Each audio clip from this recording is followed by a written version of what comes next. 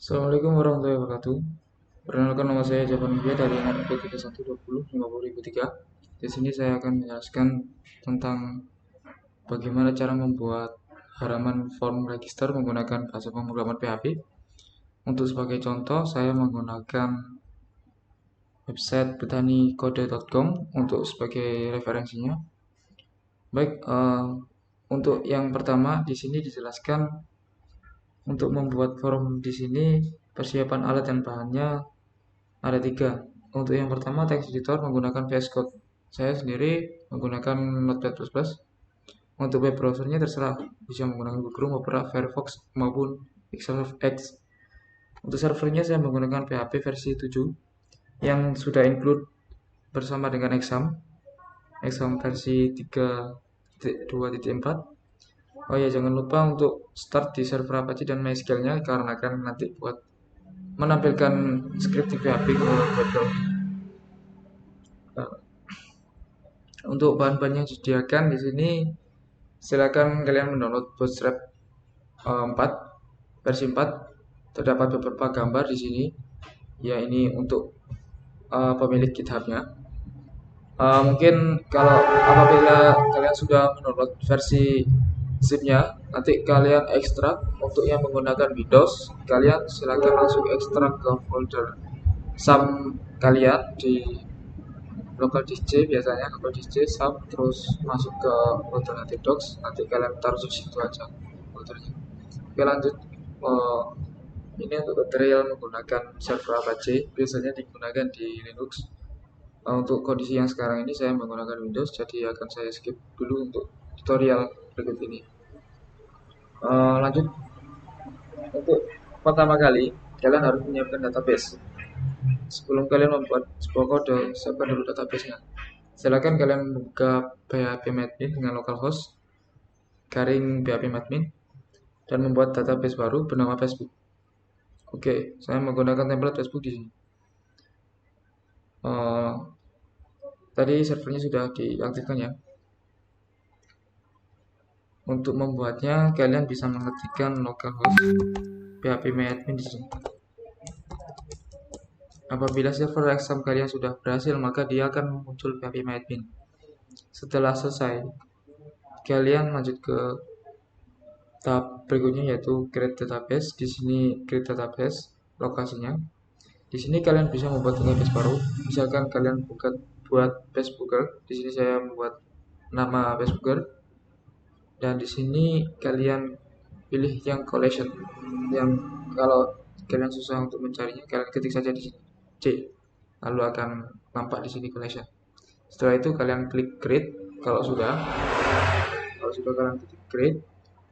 Lalu ini akan masuk ke tampilan seperti ini. Nah, ini untuk database-nya akan saya buat misalkan file baru. Di sini collection, kalian klik create. Nah, dia akan masuk di sini file baru. Nah, untuk ini kalian masukkan sesuai di tutorial. Tadi saya melihat tutorial di user. Dan ini kolomnya itu kalian buat sesuai dengan yang diperintahkan di sini. Dia ada 6 kolom kalau nggak salah. Ya, ini ada kolom username, email, password, name, sama foto. Nah, di sini kalian tinggal create, misalkan create 6, misalkan tinggal klik go di sini, lalu akan muncul beberapa kolom di sini. Lalu misalkan kalian ingin mengisi sesuai dengan ini, silakan. Dan apabila sudah, kalian tinggal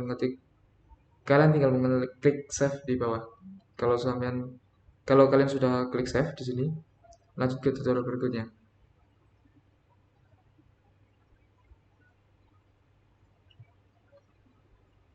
Nah, sesudahnya kalian membuat database, ini tadi database yang saya buat untuk sebagai contoh masuk ke dalam kolamnya. Dan apabila nanti sudah selesai terbuat, akan menjadi database seperti ini.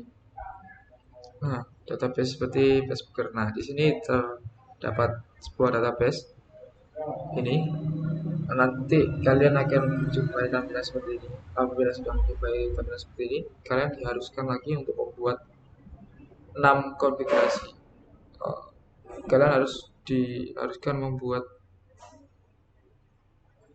3, 4, 5, 6, 7 konfigurasi, diantaranya adalah konfigurasi out, config, index, login, logout, register, timeline. Nah, akan saya jelaskan dulu satu persatu. Di index dia akan memulai dengan tampilan awal, yaitu dengan menampilkan login Facebook.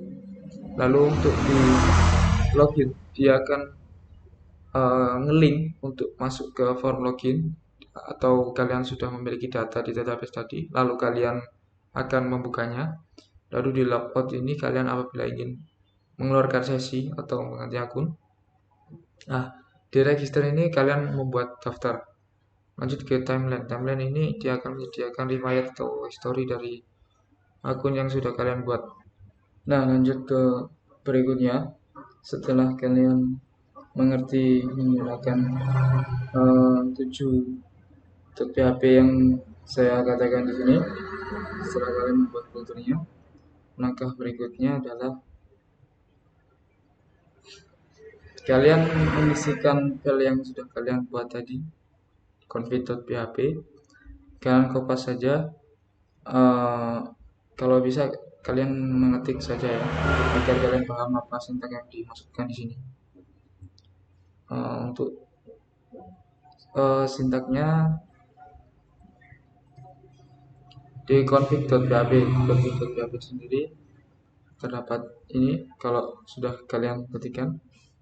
Lalu setelah itu kalian lanjut ke berikutnya untuk mengecek apakah server tadi sudah nyala atau belum. Kalian masuk ke localhost. Di localhost itu sendiri terdapat sebuah port, di mana port tersebut akan menampilkan tampilan seperti berikut. Kalau untuk saya pribadi, saya menggunakan exam, jadi saya tidak menggunakan localhost. Di pedik 8000. Di sini portnya saya menggunakan langsung akses ke kata database yang saya buat tadi. Jadi semisal localhost, di sini saya akan coba mengetikkan apabila dia berhasil, maka dia akan nampak seperti ini. Nah, apabila server kalian sudah berjalan atau server kalian sudah oke, maka dia akan blank seperti ini, dikarenakan tidak apa-apa dia blank. Ini tanyanya sudah server kalian sudah berjalan dengan baik dan benar. Oke, lanjut berikutnya membuat halaman utama di file atau di direktori index.php. Nah, di sini kalian boleh kopas apabila terlalu banyak div di sini. Mungkin suatu saat kalian bisa mengetik secara pribadi apabila ingin mengetahui fungsi-fungsi dari sintak yang terdapat di sini. Misalkan meta itu buat apa, div buat apa, rf buat apa, kontainer juga buat apa, dan lain sebagainya. Kalau sudah kalian kopas ke file editor di sini, dia akan menampilkan sebuah output apabila kalian mengoutputkan sama seperti yang saya bilang tadi. Saya menggunakan localhost .index.php. Jadi kalau yang itu tadi biasanya menggunakan Linux sih. Jadi dia membukanya harus melalui port. Apabila dia menggunakan exam, dia langsung aja di ketika localhost garing nama foldernya apa, lalu garing lagi, lalu direkturnya yang mau dibuka apa, misalkan config.php atau index.php atau login atau yang lainnya. Nah, lanjut ke tutorial untuk berikutnya. Di sini ada fitur membuat register di PHP. Alur kerjanya itu seperti ini. Lalu membuat file register.php. Apabila kalian masih pusing, kalian bisa kopas.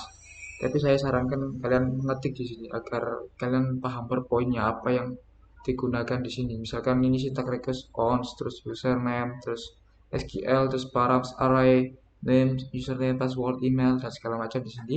agar kalian memahami agar tidak salah atau error di kemudian hari. Eh, Setelah kalian masukkan ke text editor di register tadi ya, di register.php ini, eh, kalian coba inputkan sama. Untuk inputnya saya menggunakan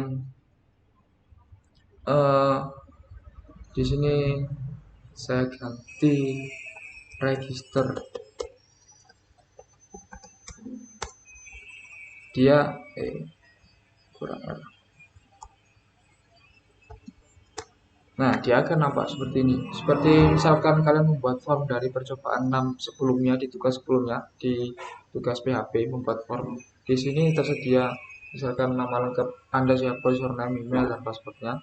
Setelah kalian membuat sudah selesai, lanjut ke berikutnya. Di sini ada keterangan dia harus difilter dan dienkripsi. Kenapa? Karena begini, misalkan kalian membuat sebuah website dan website tersebut tidak ada pemfilteran dalam user mengetikkan kata, nanti akan masuk ke database kita. Dia akan menjadi sebuah scripting code dan itu nanti bisa um, kalau orang orang itu lagi banyak pikiran atau lagi istilahnya apa ya, lagi tidak mencerna dengan baik gitu loh otaknya, nanti dia itu bisa panik karena dia akan ke spam di database-nya, pesan-pesan enkripsi yang akan membuat kebocoran data. Nah, itu ada banyak kasus di mana sebuah website bisa terhack itu dikarenakan mungkin dia kurang menambahkan filter ini ya, dinamakan XSS. Nah, XSS ini sebenarnya namanya itu CSS. Cuman di sini mengapa dia menggunakan nama XSS? Karena kalau CSS itu kan singkatannya dari Card Style Sheet ya, kalau nggak salah itu. Ya itulah, pokoknya buat CSS itu buat HTML. Apabila kalian kurang jelas, kalian bisa mengklik ini. Apa guna memfilter menggunakan CSS ini? Karena harus memperhatikan di sini. Di sini misalkan ada orang mengetikkan sebuah script atau dia mengcopy paste dari sebuah website, dia mengambil sebuah script, biasanya kalau orang itu tahu dia klik inspect di klik kanan, iseng, ini orang-orang iseng biasanya. Di sini akan terdapat sebuah scripting code. Nah, scripting code di awal ini nanti dia bisa menyebutkan ke form datanya tadi. Dan apabila kita dengan posisi tadi ya banyak pikiran, dia yang terbuat dia yang membuat database akan terspam seperti ini. Nah, gini yang saya masukkan tadi ini XSS, dia dinamakan XSS.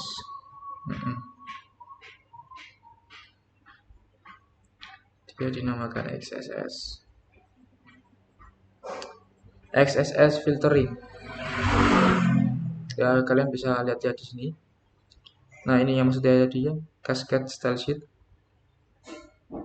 Oke, lanjut ke tutorial yang tadi. Tadi sudah saya jelaskan kenapa harus dienkripsi menggunakan fitur XSS tadi ya untuk datanya. Lanjut ke berikutnya itu membuat fitur login. Nah, apabila user sudah memasukkan data, kalian sudah membuat data di sini, otomatis dia sudah tersave datanya di database localhost. Nah, ini contoh data yang sudah saya buat. Saya menggunakan username ini, Squad ya, email saya ini, passwordnya ini. Nah, ini nama username dan ini database foto yang digunakan untuk output. Lanjut ke berikutnya, apabila sudah kalian misalkan bingung, kalian tinggal copy paste saja, tapi di sini diperingatkan ketik. Nah, ayo diketik biar apa mungkin biar paham apa fungsi sintak yang di sini. Misalkan $username itu, terus filter input itu buat apa, terus ini fungsi STMT itu buat apa, terus if pengulangan itu untuk apa, terus di sini untuk div itu untuk apa, terus label for input class itu buat apa.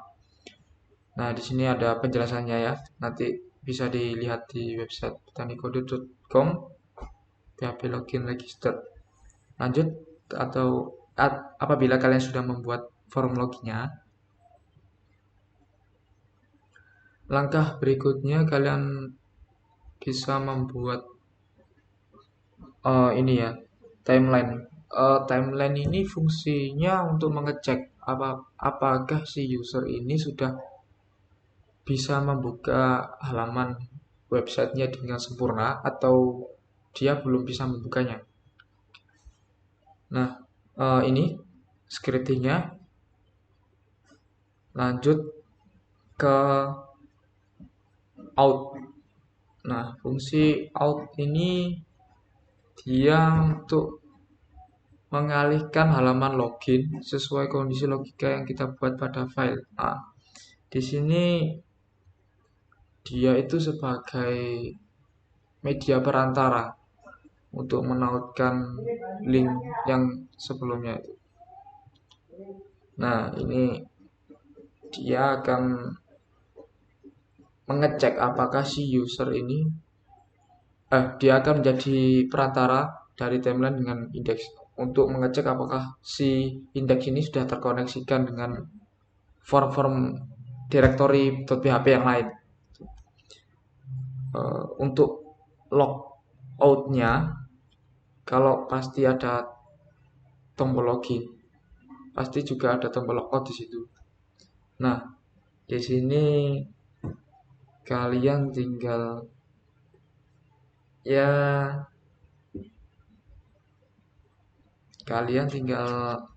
membuat scripting seperti ini, dan apabila sudah, kita akan mengecek halaman dari awal. Halaman awal, kalau saya pribadi, saya menggunakan halaman indeks. Ya, untuk membukanya di halaman awal mula kalian misalkan mengetik facebook.com atau twitter.com dan segala macamnya, dia akan masuk di indeks. Nah, indeks ini halaman awal. Dia akan tampil seperti ini apabila kalian ingin menambahkan data yang saya bilang tadi di database ini. Kalian tinggal klik daftar di sini dan kalian buat misalkan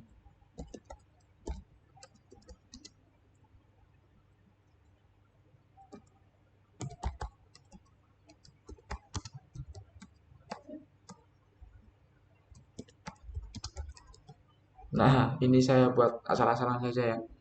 Untuk ini SAS.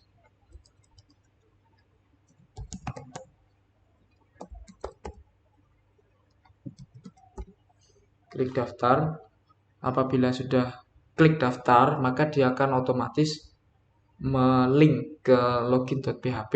Di sini kalian bisa login. Nah, saya perlihatkan database-nya. Dan saya refresh ya. Di sini ada 2 user, di mana tadi yang barusan saya membuat, dia masuk ke sini, database ini, OSAS. Lalu kalian coba klik login di sini, OSAS passwordnya. Kalian klik tombol masuk, maka dia akan otomatis masuk ke timeline, di mana timeline itu adalah tampilan misalkan kalian membuat status atau membuat postingan di sebuah web media sosial. Di sini ya seperti ini tampilannya karena masih contoh. Dan apabila kalian ingin mengganti akun, kalian tinggal klik tombol logout di sini. Maka akan link pertama di index.php akan masuk di halaman awal. Selamat datang di Facebook. Mungkin seperti itu dulu penjelasan dari saya mengenai tentang membuat sebuah form register simple dengan tutorial di website petani.com. Apabila ada kekurangan dari penjelasan saya mohon maaf. Wassalamualaikum warahmatullahi wabarakatuh.